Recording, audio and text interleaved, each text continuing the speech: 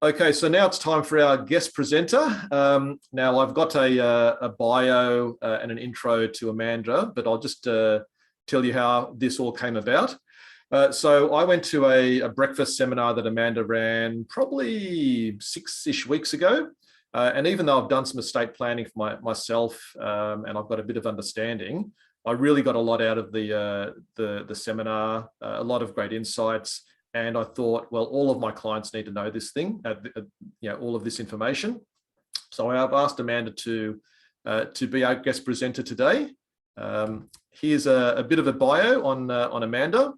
So over 15 years experience in family law, including wills and estates and so on. And she is a specialist in estate planning, and that's why I've asked her to present for us today. She has around, I think, 15 staff. Now, I got this off your website, Amanda, so feel free to correct me, with 7 offices across Sydney and the Central West, but especially passionate about providing legal services to the Western Sydney area. You can see that she's involved in a lot of community events and very community focused. And it was also awarded Business Person of the Year for Penrith and also Business Woman of the Year for Lindsay. So welcome, Amanda. Thank you. Thank you so much for having me. So you've got a presentation, which I'm just going to make you co-host. Thank you. Now, would you like to share your screen? Sure, I'll do that right now. Did you want to say anything else first, though, or I'll stop my share and you can? No, absolutely not. Except to say, I just signed up a new lawyer this week, so 16 now. So well done. Well done. They're just not on the website yet, so give me a moment and I'll pull it up.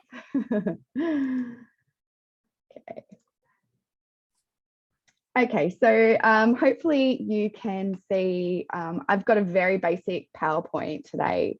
So one of the things about me when I like to present to people is I like to actually engage directly, and I want you to ask me questions that are relevant to you so that I can answer those questions. So there's not a lot in any of my PowerPoint slides because I like to actually give you real working information to assist you. So it's a bit of a passion project for me with small businesses and estate planning and the lack of actual estate planning that exists. And I've found over the last 15 years, and especially in the last 10 years of having my own firm, that so many complexities and so many issues could have been saved with a little bit of work in advance. So it's kind of something that I like to do is speak to people about what estate planning means for not just the individual, but for your small business, and what we do with that to make sure that there are not issues or to minimize any risks to you or your business and the people that you love. So I'm just going to work my way through it, and I would really love it. If you've got any questions, please just ask me those as we go. So interrupt me at any point. In fact, I prefer that if you do that. Okay, good. So people can feel free to just to unmute themselves and just and yell Talk out. away. Yeah. That's right. Please unmute and please feel free to say whatever you like at any point. I'm happy to answer specific questions related to your circumstances, but just to be clear, it can't form legal advice because technically I can't give legal advice, but if you've got hypothetical scenarios, happy to discuss those. Okay, so basically, I don't know what the cohort is today in relation to sole traders versus partnerships or companies. So I'm just going to take you through what each of them mean. You would know what they mean from a business perspective. So a sole trader is a sole person acting with an ABN in a business capacity. A partnership is 2 or more people in a contractual arrangement between them, running a business together. And then finally, a company, which is a proprietary limited, or it's a standalone entity that has its own, own legal obligations. It's its own legal entity. Within a company, you would then have your directors, which are the people who make decisions about the companies. And then you would have your shareholders, who are the people that reap the benefits. Many of you may also have, instead of individual shareholders, family trusts, so that you're moving money through your family trust for income distribution. So we also need to look at that as well. So from a very basic perspective, if you're an individual person, you need a will, you need a power of attorney, and you need an enduring guardianship document. So 3 very basic documents. Your will is for when you die, so what happens to your assets after you pass away. And your power of attorney and your enduring guardianship are for when you're still alive, but you can't make decisions for yourself anymore. So those basic documents are what is part of a simple estate plan that everybody, every mum, dad, brother, sister, auntie, uncle should have. Everyone should have those three. In addition to that, small business owners have a few more complexities to consider, but it need not be as complex as it seems. There are lots of ways that we can work around that. And Amanda, will you cover off what the difference is between a power of attorney and guardianship? Sure will, absolutely. Good stuff. So when you're a sole trader, your will, power of attorney, and your enduring guardianship documents, your personal ones will work for you in your business, and I'll take you through why. When you're in a partnership, your partnership agreement will dictate what happens when you lose capacity, or should have provisions within it. And then as a company, we need to look at your constitution to work out how to deal with your loss of capacity, or when you pass away, or when you die, or your partner dies, or your other director dies. So and I suppose it's important that most people on this in here are probably younger. They're not looking at dying of old age or anything, or disease or anything, but things happen, and I'm sure you've seen plenty of issues where young people have died and have become incapacitated in some way. Yeah. So I mean, at the moment, unfortunately, we're looking after an estate where an 18-year-old girl passed away. So as young as that, and we're actually having issues with that estate because she had superannuation from all of the years that she worked as a teenager. So she got a job at 14 years and 9 months, worked, she owned a car, she owned a bank account, had some savings, not a lot, but she didn't have a will. So we're having issues now in getting the money released from super. They're requiring a letters of administration grant due to the complexity of the family dynamic. So anybody of any age requires a will. Once you're 18, if you've got children who are 18, get them to do a will, even if it just says I leave it to my mum and my dad, or I leave it to my sibling, and then we update it as their family and life circumstances change. The cost of a will is so small compared to the cost of someone like me sorting something like that scenario out. It's cost prohibitive for a small estate for people not to have estate planning in place.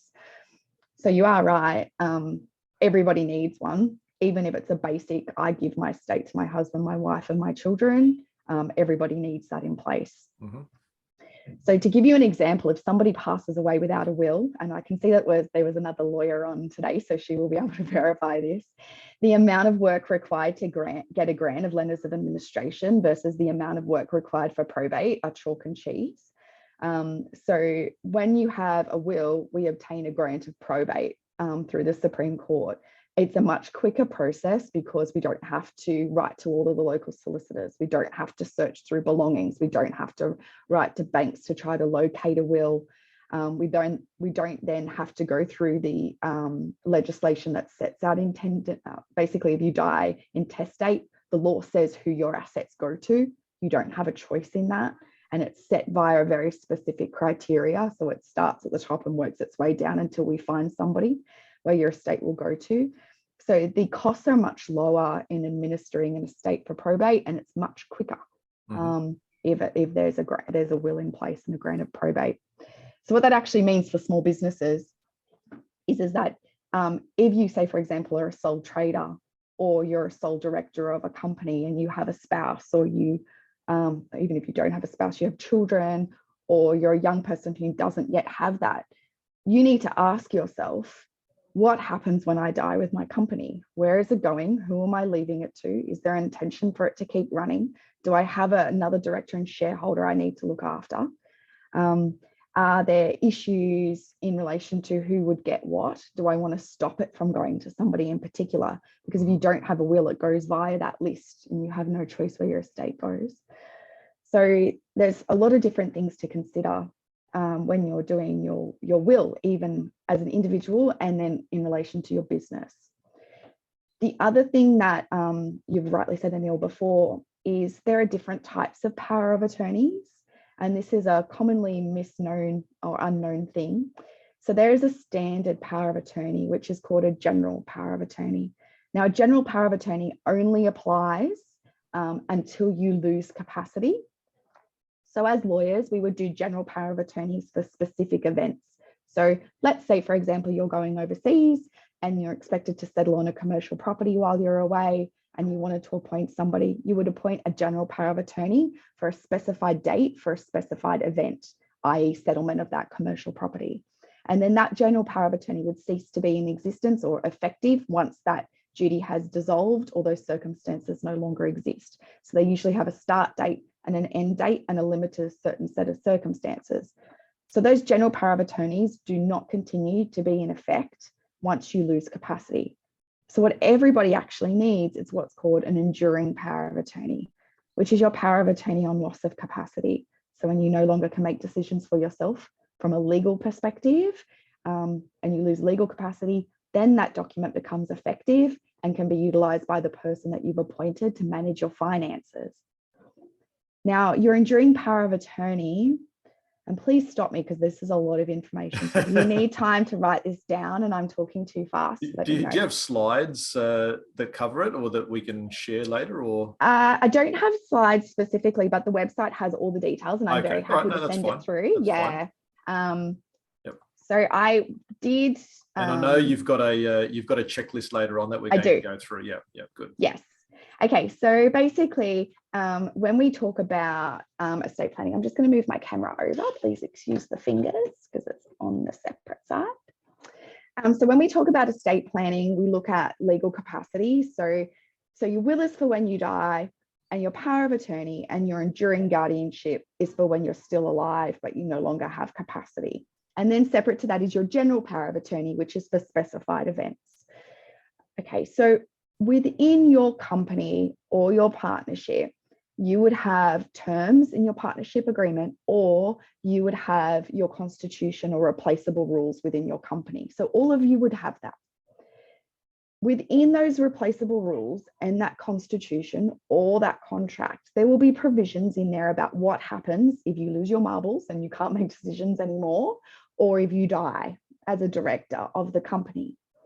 Most of the standard constitutions will just have a clause in there that basically says, if you die, then a general extraordinary meeting will need to happen. This will need to happen. That will need to happen. Your personal power of attorney will not automatically allow someone to act as you in your company. So what needs to happen is when small business owners come to someone like me or another estate planning lawyer, the first thing we ask them to do is give us a copy of their constitution so we can have a look at the rules that apply in relation to your company. Because unfortunately, there's not a standard constitution. So depending who your accountant uses when they set your company up, depends on the type of constitution, because they basically just order from what we call a law stationer, and they produce that constitution. So lawyers like myself will look at it and we'll work out what we need to do and whether or not we can use your personal power of attorney based on your existing constitution so that you can appoint someone to step in, whether or not as a shareholder you can call a meeting, or your power of attorney can call a meeting to replace you as director and appoint themselves if you lose capacity. Or alternatively, whether or not we should amend your constitution, which we can do quite easily by calling a meeting and then having a vote and then amending the constitution to include a clause that allows your personal power of attorney to appoint you as director. So what that essentially means is that if you did lose capacity, so that your business doesn't grind to a halt, that the person that you've appointed as your power of attorney could step into your shoes and run your business until you either regain capacity, or alternatively until such time as a decision is made what to do with that business. And Amanda, that was one of the key takeouts I had from the breakfast seminar that I went to, which was, well, I hadn't thought about, I suppose, that, if I've got a power of attorney, that it wouldn't really apply. It doesn't necessarily then apply to my business. Obviously, it depends on the constitution and so on, but it's quite an easy process to get the. I know every situation is probably unique, different. But generally speaking, it's a much simpler process to get the constitution amended. And when you say call a meeting and so on, it's really just paperwork, really, isn't it? A meeting. Yes. Yeah. A meeting. So I get minutes from my accountant all the time to sign off and say, yeah, we've met to discuss this, or we've ratified this. That's right. So it's really just a bit of paperwork. Correct. But it obviously has to be done properly. But that's obviously something that most or every business really needs to review Most Mhm. businesses here would be companies, I think, or most people are participating here. So really getting that constitution reviewed by a solicitor and then having some recommendations about what should be done from there. Done in that. So basically what we do from a very simple standpoint is we would include a special clause in your enduring power of attorney in relation to any company that you had, so that it's your intention that this appointment would extend to any director role you hold in a company. And we sometimes name the specific companies if we know that there's no intention of closing those in the future. Mm-hmm. And then we would also do that meeting when we would say, here are the additional clauses we want substituted into your constitution in lieu of what currently exists. And then we would literally substitute those. And so for that simple process, we save so much time and effort. Mm-hmm. Mm-hmm. So basically what happens is we go from a point where we have a real complexity if you lose capacity, and people end up coming to me saying, Amanda, can you help me? My husband's lost capacity. I've got the business. I can't access the business accounts. I've got outstanding debts. I need to issue invoices. I don't know what to do. And then ends up being, the accountant and myself and everybody all meeting together, and then an application to NCAT to get a financial management order, and then applying that against the constitution to a simple plan right now, which takes basically a single consultation. Yeah. So it really is. So it's not just the cost, but it's the time and the delay and everything else, that all of that, it just, you can't basically, it becomes difficult to run the business, or can't run the business. Correct. If you can't, someone just can't automatically step in. Correct. And, I know we have a very young cohort here today, so this might be a bit more applicable to parents. But even if you know people who are extremely unwell or terminal who are running businesses, there are lots of things we can do now to assist with the seamless transfer over of assets, and looking at what options we've got to put things in place so that the death of a person doesn't create a big problem internally within a company, if it's a multi-generational company or it's extremely profitable.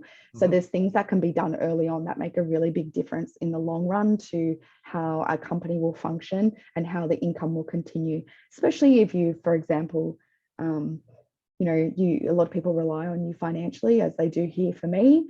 So there are special things that are in place myself and personally, and there's professional responsibilities on top of that for lawyers. But there are things that I have in place so that if I lose capacity, I have people who can automatically step in and take over my role, and the business will continue to run either while I recover, or alternatively, if I don't recover sufficiently enough for proper decisions to be made.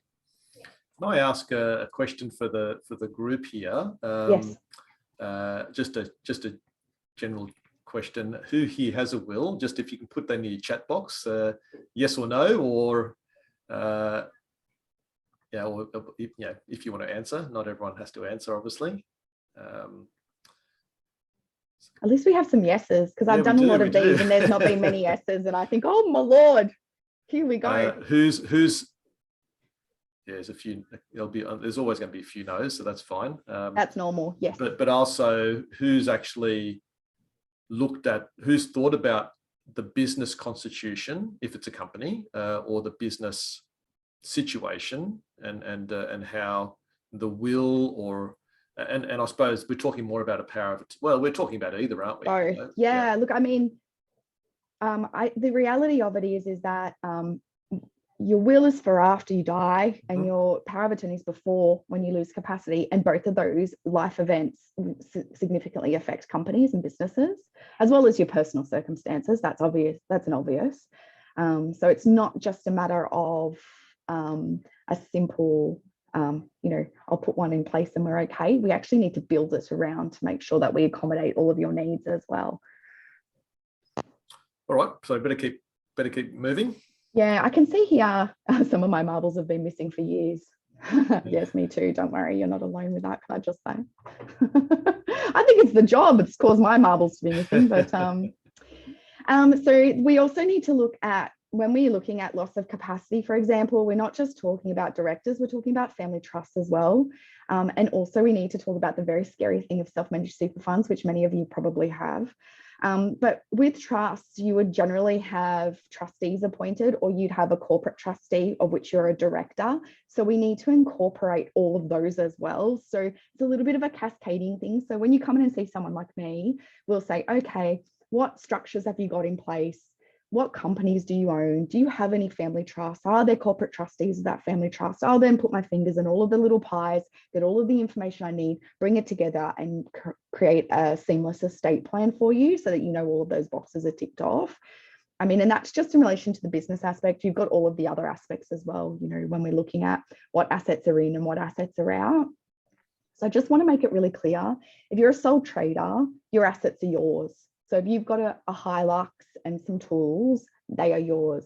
If you're a company and the company bought the Hilux and the tools, they are not yours unless you are the only shareholder of that company. Then your share in the company means that you own the business through the share, but they're actually not yours. They're your business assets. So you can't leave those to anybody because you don't actually own them.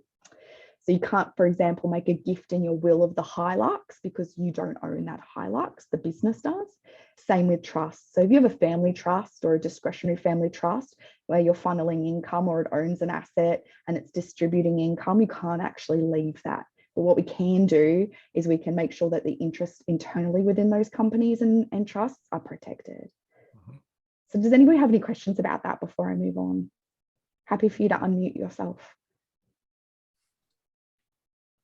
So Amanda, hi, I'm Shirley. Hi, Shirley. Is it important to update your will? How often would you do it? Mine was done 15 years ago when this business was set up, as I have a business partner. It's a company underwritten by a trust. How often do we need to look at that? So I encourage my clients to get it reviewed whenever there's a substantial change in your circumstances, or I ask them to look at it every 5 years. That doesn't mean you need to do anything with it. It just means you need to look at it, still make sure you're happy with it and nothing substantial has changed. So I would say, you know, if you purchase a large asset, if you want to change your will, if your executor is no longer viable, any of those circumstances, definitely we need to look at that and change it. Otherwise, I would review it every 5 years to make sure you're still happy with the arrangements. Yeah. Does a power of attorney and a will go hand in hand, or they're independent of each other? Because as you get older, I suppose you need the power of attorney for medical reasons, or because you could possibly drop dead any day. So is it important as we get older to put in a power of attorney? Actually, power of attorneys should be done immediately when somebody's 18 years of age, because the vicissitudes of life, essentially. So you don't know, this is going to sound terrible, but you don't know if you're going to get hit by a car and be in a coma. Right. Yeah, so it's one of those things that everybody, no matter what age, needs. Encouraging young people to do it is challenging because they are invincible in their own minds. Yeah. So, and just to clarify, power of attorney is for financial. That's right. Incapacity, and guardianship is more for other, health, related decisions. Right. Okay. Yeah, so your guardianship is for your health, care and welfare. So will for when you die, power of attorney for your finances when you've lost your marbles, and enduring guardianship for your health, care and welfare. So what normally happens is the normal person will have a POA and an EG, that's what we call them, and they will either appoint the same person or alternate person, so there's check and balances. So for example, if you lose capacity and you're elderly and you need to go into a nursing home or care facility, your power of attorney can sell your house and your enduring guardian can sign your nursing home contract. Yeah. Okay. So they work together as a team. Yeah. Thank you. I have a question, Amanda. Yes. It's Brett here. My wife and I are the only directors. We have a will and we have a power of attorney for each other. And my older daughter is the executive of the will. If something happened to both my wife and I at the same time, does that mean the executor of our will can take over any of the company? So essentially what would happen is if you were to both die, so the executor would be able to step into your shoes upon the death of both of you once the grant is made. And in that in between period, it's a little bit of a grey area. So generally what tends to happen from a practical perspective is they'll step in and they'll continue to do as much as they can. But the problem is banks won't deal with them. And once a bank is notified that you've passed away, they'll often freeze accounts. So we have that issue where accounts get frozen and things like that. So the answer to your question is unfortunately not simple. The answer is yes, she would be the one that would take control from the date of the grant onwards. And in the in-between period, whatever she did, as long as it's within the appropriate actions of an executor, if she was maintaining an asset, then the grant would ratify those behaviours essentially retrospectively. But a lot of people will not deal with her. A lot of institutions will not deal with her until the grant is made. So how do you overcome that interim period, Amanda? There is no answer to that question. Right. So there is a chance that unless, you know, if she's got access to the bank accounts anyway, yes, then without getting approval from the banks, that's different, I suppose. But if you need to go, so there's no real way around it if you have to go and deal with the bank. And so if you're unlucky enough for both of you to pass simultaneously, then we have an issue. What would normally happen is if party one passed away before party two, we would then do a reassessment of the estate plan and a business assessment, and we would look at adding somebody on as a secondary director in lieu of that person. So it's very rare that we lose multiple people in one hit. It's more the fact that we usually have intervening periods where we then take certain steps to make sure that there are plans in place. That means that there's a continuance. So for example, if your wife did pass away, we would look at, do we add your daughter at this point as a director to the company, and what are other options that we have? So if you do pass away shortly thereafter, that's taken care of and it doesn't actually stop the company from functioning. Mm-hmm. Yeah. Or could it be a company like a different role, not a directorship, which still has signing authority for banks and things like that? Or yeah, so there are lots of different options as to what can be done. So from a ownership perspective, it's the shareholders who reap the benefit of a company as opposed to a director. So there are some different options we can make if we don't want to change the holdings of the company, but just want to look at what alternatives are in place. Mm-hmm. So yeah, and then basically what would happen at that point. I do have lots of people I assist all the time, especially people who are in their 60s and 70s, and you know they're still functioning, they still have a business, and one of their partners pass away from cancer or something like that. Is we will actually have a meeting and talk about what do you want to achieve, where do you want to get there, what are the timelines we're looking at, and then we'll put something in place at that point. So I do my best to plug all of the gaps for every possible conceivable outcome at each step of the way. And I say to all of my clients that estate planning and businesses are kind of a long-term relationship. So find a lawyer you like, make a relationship with them, and they'll always be available to you at any point. So I have people who have been with me for like 13 years. And, you know, I'll still randomly hear from them every 6 months or 12 months. I'll get an email because we just have that relationship where they can just contact me at any point. Does a buy-sell agreement between partners assist in this process, what we are just talking about? It could, yeah, depending on what those provisions were. Yeah, absolutely. It could. So there's one more thing called a corporate power of attorney. So this is when the corporation itself or the proprietary limited company creates its own power of attorney. So a company can do that. And they often do that for very large companies as opposed to individual power of attorneys that extend through the constitution. So if you had a very large company and you have lots of directors, lots of shareholders, a lot of money pumping through it, we would look at corporate power of attorneys as opposed to individuals. Mm-hmm. So that's something that is a bit more complex. I won't go into that today, but a company itself can appoint a power of attorney through a contractual document. Okay. Now I've got another client who has 3 unrelated directors. Yes. And yeah, anyway, it's something that I probably need to just check what their situation is. Like, let's say one died, the other 2 would continue to operate it. Yes. What's the situation where you might need a corporate power of attorney? So a corporate power of attorney would be, for example, you might do a general corporate power of attorney for purchases of properties. So, you know, like Lend-Lease is doing a subdivision, and they want to give a power of attorney for a specific person to sign on behalf of the corporation on those contracts. Okay. That's So it's not a loss of capacity issue because it's not an individual issue. It's a company appointment. Mm-hmm. So, yeah. So it can be, you know, for example, so you would only really use them in large companies. We wouldn't use them in what I call mum and dad companies or people with 2 or 3 members. Yeah. But it's important that you know that we're already over time, but let's keep going. I'll cut it really tight, and then I'll get any other questions that you have. So basically, we've talked a lot about passing away. So as I've said, your executor is one that steps into your shoes and administers your estate, which includes running your company or disposing of your company or selling it or transferring it, whatever your wishes may have been. So what I just want to really touch with you very quickly about before we finish today is superannuation. So most of you would maybe not know that if you're with an industry fund, unless you've done a binding nomination, your standard nomination is not binding on the trustee, and the trustee can determine who your funds are paid out to. And it doesn't have to be who you've nominated. If you want to lock the trustee into determining where your funds go, so they don't have a choice, then you need a binding death nomination, which is something that you download directly from your trust, like from your superannuation fund. You complete it. It may or may not require legal advice, and you submit it. Please do that if you haven't done it already. In addition to that, if you're a self-managed super fund, I also recommend you talk to your accountant about doing a binding death nomination as well, so that you've got that locked in. And also you need to make sure that you talk to your accountant and your estate planning lawyer about the taxation consequences of where your super goes and who your super goes to.